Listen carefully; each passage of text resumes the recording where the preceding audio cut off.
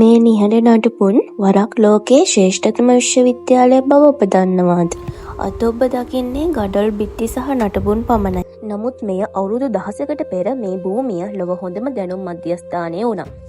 මෙය ලොව පළමු බුද්ධ විශ්වවිද්‍යාලය වෙනවා. මෙහි ඉන්දියාව, චීනය, කොරියාව, ටිබෙටය, ශ්‍රී ලංකාව වැනි රටවල භික්ෂූන් ඉගෙනගෙන ඇති බව සඳහන් වෙනවා. බුද්ධ ධර්මය පමණක් නොව වෛද්‍ය විද්‍යාව, ගණිතය, තර්ක ශාස්ත්‍ර වැනි විෂයන්ද මෙහි උගන්වනු ලැබුවා.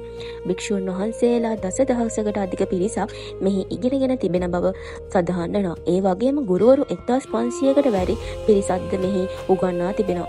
මෙහි දිග කිලෝමීටර් 10ක්ද පළල කිලෝමීටර් 5ක්ද වුණ බව සඳහන් වෙනවා. ඉතින් මේ සදාකාලිකව පවත්වා ගන්න අපිට බැරි වුණා. මොකද තුර්කි හමුදා නායක මොහොමඩ් කිල්චිගේ ආක්‍රමණයෙන් නාලන්දා විශ්වවිද්‍යාලය විනාශ වුණා. ඔහු ඇතුළුවීමේ සහ පිටවීමේ දොරටු වසා භික්ෂූන් වහන්සේලා සහ ගුරුවරු සමගම විශ්වවිද්‍යාලයට ගිනි තබලා තියෙනවා. මෙහි තිබූ දසදහස් ගණනක පොත්පත් මාස ගණන් පුරා ගිනිගත් බව ඉතිහාසයේ සඳහන් වෙනවා. ඉතින් සියවස් ගණනාවක් දැනුම රැස් කර දැනුම් මධ්‍යස්ථානය මේ විදිහට අලු බවට පත් වෙනවා. අද ඉතිරිව ඇත්තේ මේ නිහඬ නටබුන් පමණයි. ඒත් මේ ගඩොල් අතර තවමත් සැඟවී ඇත්තේ ලෝකයේ ශ්‍රේෂ්ඨතම දැනුම් උරුමයක මතකයයි.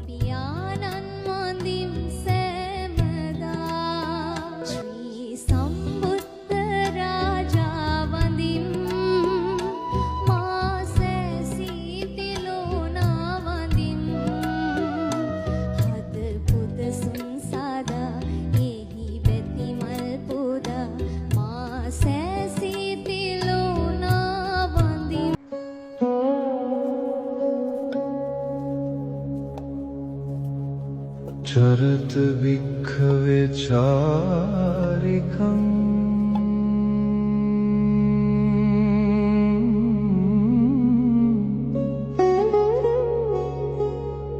බහුජන හිතාය බහුජන සුඛාය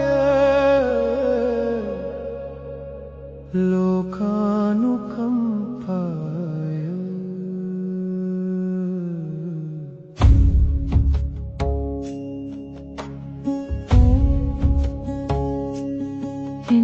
බලන්න